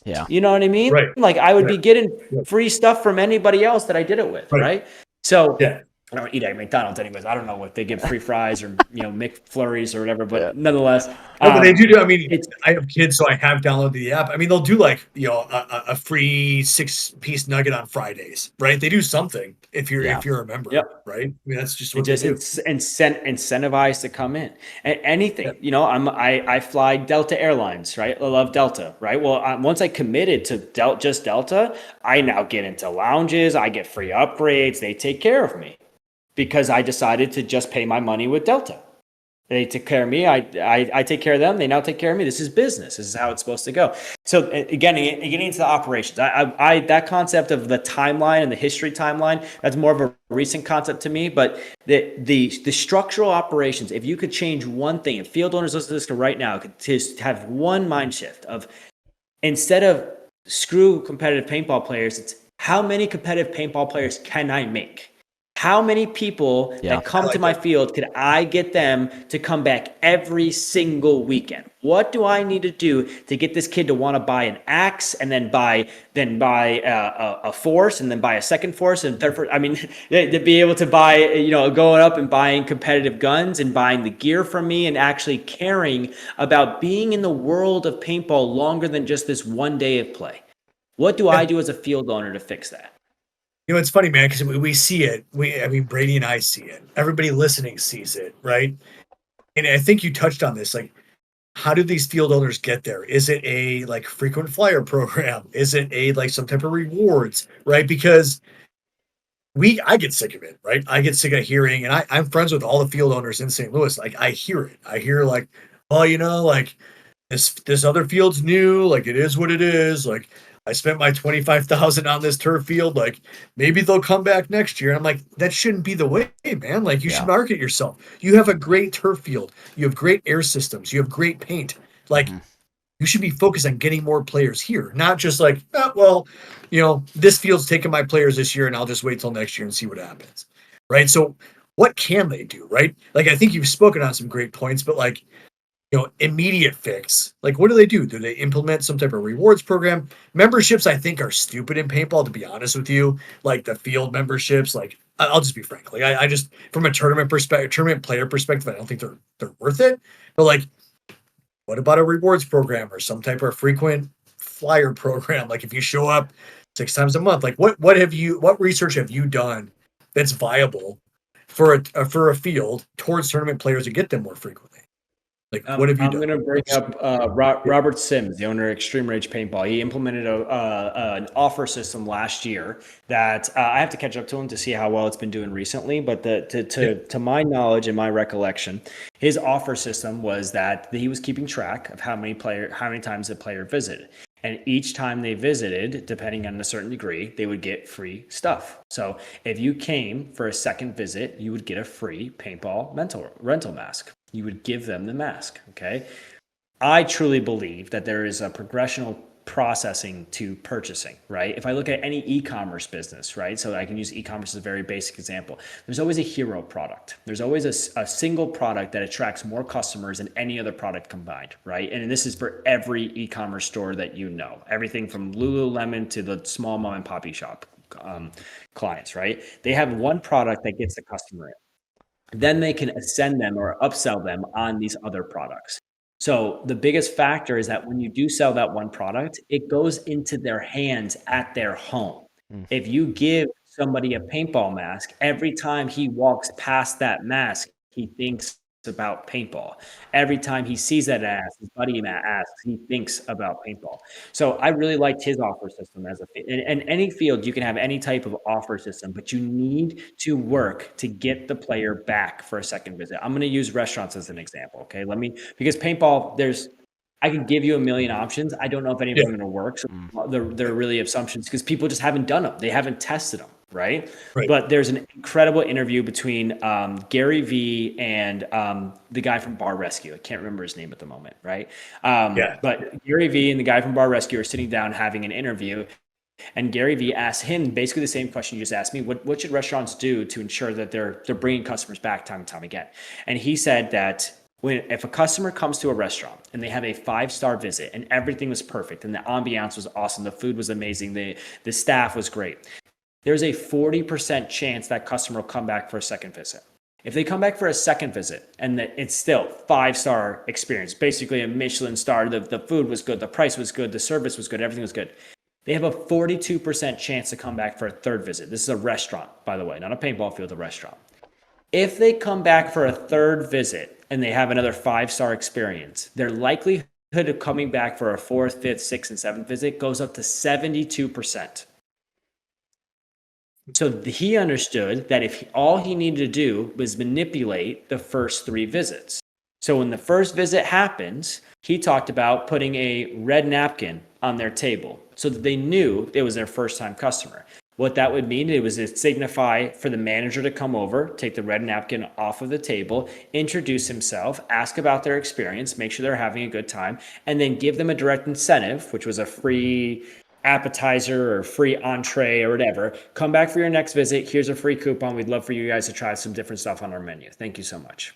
The second time they would come in, they'd get a yellow napkin on the table. Manager would come up and say, hey, how was the free food, free appetizers? You really enjoyed it, this and that. Awesome. Well, we have this special every Friday night that we'd love for you to come and attend. If you come to, and this was usually their hero meal, right? The meal that they knew they sold out of every single month. It was the best thing. Everybody loved it, right? We have this special meal on Friday. We'd love for you to come back and visit. If you come back and you order 2 appetizers, we'll give you a free bottle of wine. Here's another incentive. Here's another coupon or another discount. After that, they didn't need to touch them. Organically, the customer would come in. There's just a much highly likelihood for them to come in, right? Paintball needs to know these numbers. The restaurant industry knows the numbers. I bet your local Sky Zone would know these numbers. I bet other entertainment facilities know these numbers, but paintball field doesn't. They don't find it to be something of importance, and they need to. They really need to. And what is the offer structure? I actually think that every single kid that comes in for a birthday party, one kid decided to play paintball for his birthday party. His buddies were just coerced into doing that, right? Every one of those kids, it's their first time coming. Give them a free entry. Hand them an offer that says, hey, hope you had a great time. Give it right to their mom. Say, here's free entry. It's for $25. It's only available for the next 60 days. Put a deadline on it. If you do not create urgency, they will not feel a necessity to use it. Agreed. Create urgency in the offer. Put a 60-day deadline on it. Here's your free coupon for free entry. You come in for free entry. If you use this, we'll give you free entry. If you use this and bring a buddy, we'll give you a free grenade with it too, or a free extra bag of paint, or we'll upgrade your gun to an upgraded gun kit. Okay. Yeah. They come back. I like where you're going with that, man. I mean, think about it. Think about how many paintball players you've seen interviews with, and you hear, how'd you start playing paintball? Went to a birthday party. Mm-hmm. Yeah. It's a normal story, right? And this is the crazy part. Every one of us pros, we were not walked down this line. Our parents didn't tell us to go play paintball. We didn't have mentors coming to us and coming to play paintball. We went after it. We took it. We wanted it. And we had to go through PB Nation, and we had to go through local fields, and we had to do our own research, and we had to do all of that. Why? Because there's no guided system in the paintball industry. If there was a guided system, I bet our retention rate, I'm going to make the assumption, and I hope a field can prove me wrong. I'm going to make the assumption the retention rate of paintball is sub 1%. So that means if you go through your annual calendar for 2024, and you look at all of the new waivers that were signed in 2024, and then you cross-reference that data with 2025 and see how many customers have actually come back, I'd be surprised if you're at 1%. I'd be surprised, right? I was going to ask you that, man. I was going to ask you that because you mentioned data early on. Is that the easiest way, pulling by waivers? Hell yeah, dude. To be a successful business owner is just knowing your data. That's it. Yep. I almost crashed my agency in 2023 because I wasn't a financial guy. I was a marketing guy, and I was giving paintball fields. I charge people normally $1,000 a month for meta advertising. It comes with like creative development, tracking, a whole bunch of stuff. Paintball field would come in. I'd be like, dude, I'll do it for $250. How much money you got? Whatever little money you have, I'll do it. I want to help you grow, right? Oh, well, I end up coming to find out these paintball field owners were requesting more creative. They were we're asking more, we're having more communication. And I went back, and at the end of the year, I look at my P&L and I go, man, that $500 gift that I gave a guy cost me $800 a month to do that for him. I lost $300 a month every month on every paintball field because I just tried to help him out. And I realized then that like there needs to be a structure in business to be successful. It's all numbers, right? So we have the data. If you don't have the data, fix your operations, get the data. But the first step is you have to have a desire for the data. You have to care about what it costs to acquire a birthday party. You have to care about the retention rate from each player, how many times they come back. Right? You have to care about the average lifetime value of your customer, which means take all of your data, take all of your individual customers, see how much they have spent over time and get a medium average of all of that. And you will see, oh, if I get a new customer through my door, it's not an $80 purchase. On average, it's a $600 total revenue that comes from that customer over time. It's not $80, right? So there's the first step is desire of the data. The second step is then putting the operations in place to get the data. That's a combination of making sure you have the right POS system, that you have the right reservation system digitally, that you have your tracking set up correctly. And this stuff isn't rocket science. It might sound like rocket science, but it really isn't, guys. It's pretty simple. It's pretty simple to get set up. It's just you have to care about it. No, but if you cared about your data and you wanted to know more, you could just simply go to Fiverr, Fiverr.com, which is just a place where most marketing agencies hire people from, and you can go and find a data analyst and hire them for $4 an hour out of India, which you might sound crazy, but it's great money for them. And they'll come in and tell you how to do it yourself. You know what I mean? It's not rocket science. It's just you have to care about this data points. And again, the biggest thing is, if you care about your retention number, if you care about how many people I can get come back for a second and third visit, my favorite number would be how many players I can get to purchase their first marker through me after 3 visits. I think there's a progressional flow of customer comes in for the first time, then they come in for a second time. That second time is when you should be pushing the sale of a mask, right? So that way they don't fog, they have a little bit better experience, so on and so forth. If they purchase a mask, then they get a free upgrade to a better gun. The next time they come in, they use their free upgrade and get to play with a higher level marker. Now you seed the purchase of a marker, then you sell the marker to them, and then you have to sell them the soft goods and the hard goods, and now you need a hopper, and now you need a tank. Now you're shooting more paint, so they're going to be spending money on more paint. Now they're upgrading their gear. You understand there's a progressional flow to a single customer. And if you want and you push to get every customer to come through that flow, every single one, you will not only change the profit and the revenue of your business, you will change the industry of paintball, because they'll all leave knowing that this world actually exists, not that just paintball exists in the world. Yep. Wow.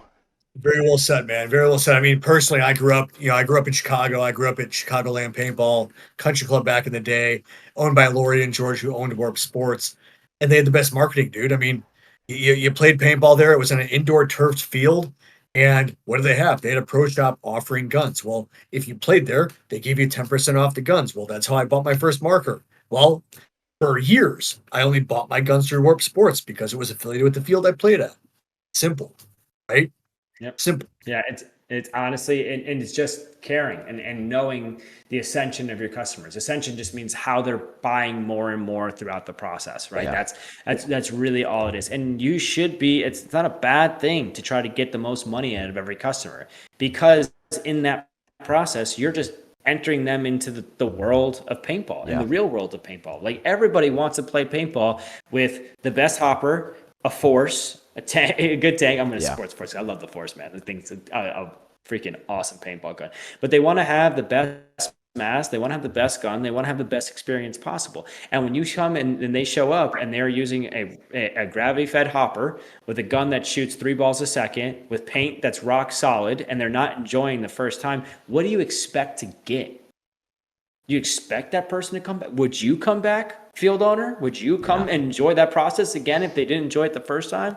Right? So that goes into the operational structure, right? So, and then the final part, the reduction of cost, I think I highlighted a little bit before, but I think that the easiest way, bar none, to excel a paintball field and to reduce cost is to build a team, a factory team at your field. I might sound crazy. I know it might sound insane. You have to make sure that when you build a field, there is a mission, a vision, and a core value for that team, for the team itself. You have to make sure when people come on, there's no hiding it. There's no lies. There's a set annual fee to come onto the team. That fee goes into the field itself. That annual fee supplies them a jersey, and maybe they get some type of structural discount at your field that will, support them as being a part of the field. And then under contract with that purchase that they come in, you talk to them about not only supporting the field that they have local tournaments, but also potentially leveraging them for their social media and their content development. And then you put them under contract where, hey, you'll get this discount every time you come in, as long as the previous time you were here, you posted and tagged us. And now you have a team of individuals that has, again, when you do the POS system and you're actually doing their invoicing for their charge, you're charging them in full and then giving them a discount so you can write off the discount. And then you have an entire audience of affiliate marketers that are all promoting your field. Affiliate marketing is extraordinarily expensive. If I had to pay someone, let's give an example of Kaizen. If anybody listen to this, if you send me over a client and you just put us in a text thread or you put us in an email, right? And you become a marketer for my business as an affiliate that's supporting my company, I pay you 20% of contract price just by sending the connection, just by sending the referral, 20%. That's $200 on my smallest package that I will pay you for making the connection.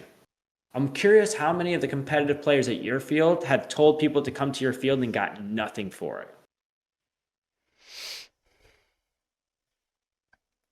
it. This is not taboo. This is not craziness I'm speaking. I'm just telling you what every other business in the world is doing and what we should be bringing back into paintball. That's it, man. Paintball is amazing, but it's an entertainment facility. That's all it is, man. And let's treat it like that. Let's treat it like the coolest entertainment facility in the world. Paintball, in my opinion, is the coolest sport I've ever played in. One of the best communities I've ever been a part of. It is amazing. In short, amazing. Let's all act that way.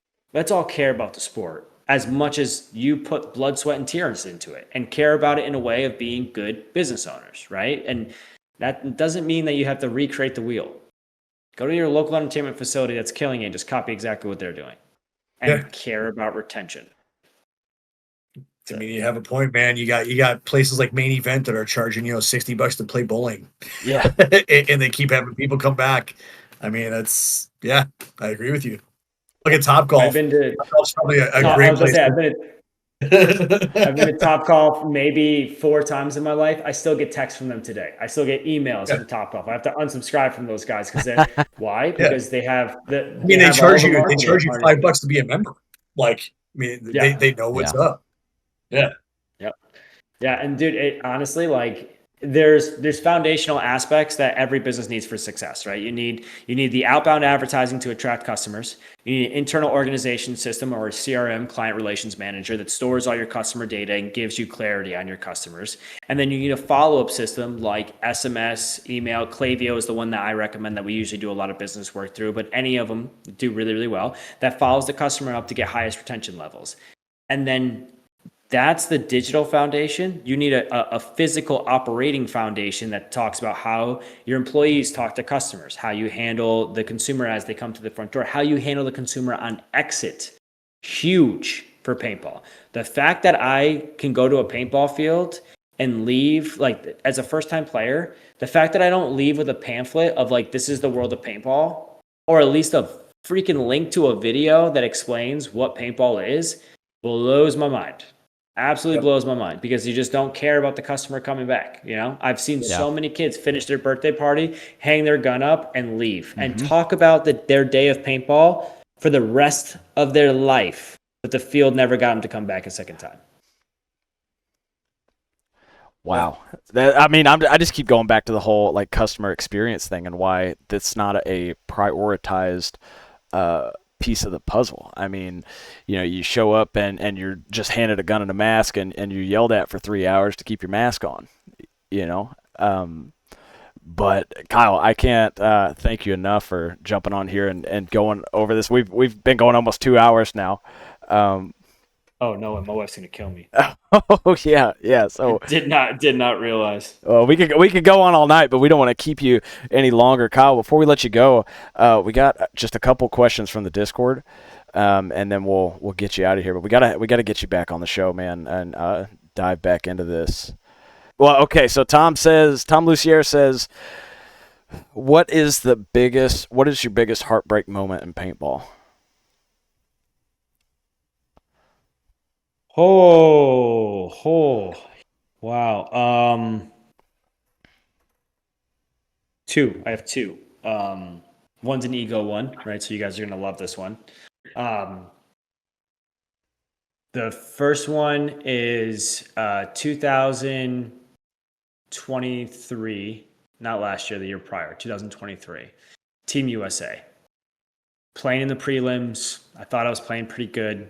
Yeah, at this time, there's Tyler Harmon on the team. There's Pat Kraft, Ryan Greenspan, Marcelo Margot, Mikey Arena, Harrison Fry. We had a really good roster. I thought I was playing pretty good. We get to the finals against England. Line one plays. I was on line two. Line one plays. Line two, everyone besides Kyle, Tyler, you're turning.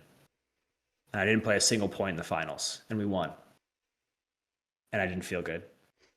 I didn't feel good. I didn't feel the win. I just didn't expect it. I kind of got blindsided a little bit from it. And like, that was the first time where my ego really, really ate at me. Cause I was just like, I thought I deserved to play. And SK was the coach at the time. He explained to me why I didn't. And, he's a great coach. He knows what he's talking about, but I still couldn't swallow it. I couldn't enjoy the win. That one was a big heartbreak. And then Connor Kelly.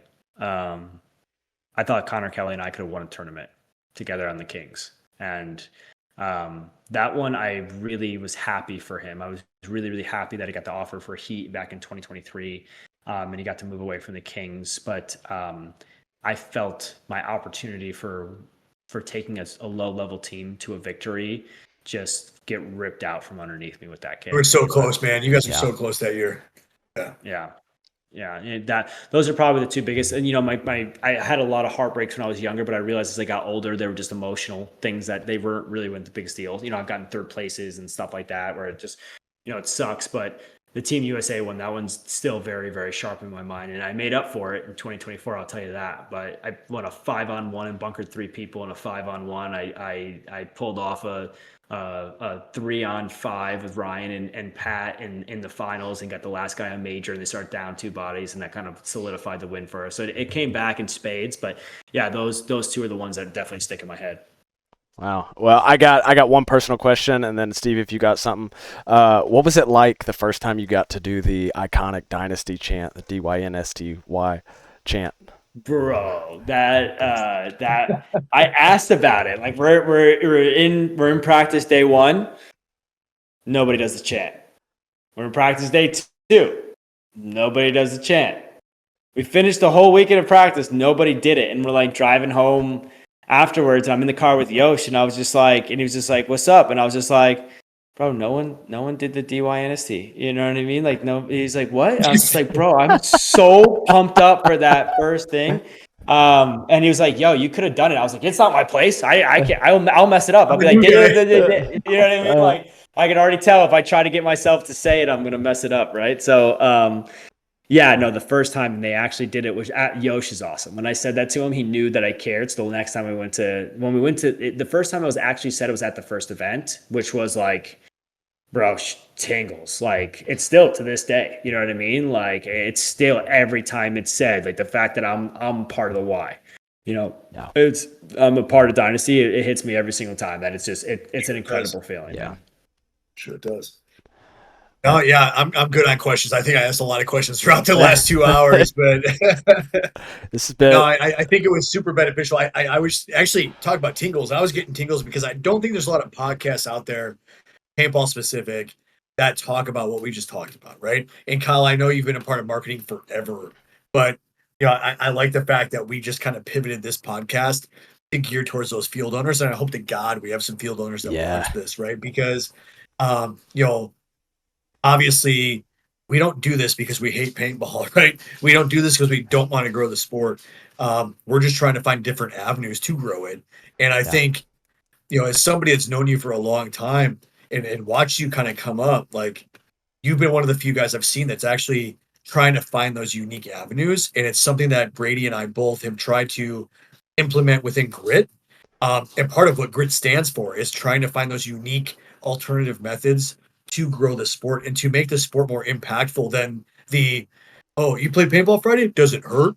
Yeah. You know what I mean? Like people don't understand what it is. Well, and it's like I keep the definition of Grit right here by my computer. It's the relentless pursuit of progress, no matter the obstacles. Like how hard it is, you do it anyways, right? And so we really want to get that point across to our community and to anybody who comes in to the game. But Kyle, like more importantly, I want every pro player to make a living wage at this game. Yeah. Like that is my number one goal, because if we're at that point, that gives all these newcomers something to aspire to. It gives them the reason to go to the field every single weekend, day in, day out, to compete, to get to the highest level, because they're moving towards something that is their actual dream. I mean, these other sports making, hundreds of thousands, millions of dollars every year. Why can we not get to that point? And that's the answer that I'm constantly looking for, and how we pivot that direction. Yeah, it's actually I've did a lot of deep studying of how the other sports have got to where they are, and it is Tom is doing a really good job at trying to create something that was never positioned to do that, to be able to do that. But it is a big it's a big hurdle. It's a big hurdle, especially the way that it is now, with the fact that companies and teams like Dynasty and Infamous make their own income. And the fact that if you look at like NFL owns every single professional team. They own the image rights of every single team. So no matter what team you are, you get paid the same at the end of the year. You get a bonus if you win the Super Bowl, but all the teams get paid out by the NFL, and you can't buy a North Carolina Panthers jersey without the NFL logo on it, because the NFL has rights to that sale. Yeah. And right now, paintball, because it's been such its own thing, each individual team, how do you evaluate the same value for leverage as Dynasty or Infamous and say like the Sea Dogs and New Guys? They don't have a fan base. They're not selling products. Like Infamous is a multi-million-dollar company with their whole line. You know what I mean? So it's a difference, and it's going to take a lot to do. But I can promise all the listeners that people like Tom Cole, I didn't think shared my vision, but he does. He truly does. There's some things that I don't totally agree with Tom and with Jason on, but everyone in this sport that you see publicly talking about the sport cares about the growth of the sport. Yeah. Well, I definitely. And I highly recommend. There's a lot of bad sound bites in the beginning of me coming together and how I got into to paintball, but take those sound bites that we talked about for the field owners, and hopefully you can distribute that. Steve, I know you said you know a bunch of guys in your area, but hopefully that gets out there. All I care about, and anybody has a free opportunity to give me a call and talk to me, and I'm not going to tell you how to live your life. I won't charge you $1. I'll just say, this is what I recommend that you do about what other businesses are doing. Here's the exact game plan. And if you have the sweat equity to put into it, I will gladly support you if you're going to support the growth of paintball. Hell yeah, man. Kyle, thank you so much for being here, brother. We're going to have you back on the show and dive into this some more. Sure. But we're going to cut this off, and so you can get to your wife, and we can get back to ours. So thanks again, everybody. Have a good night, and we'll see you next time on Outside the Net. See you guys. Thanks, guys. Thanks, Kyle. Thanks, guys.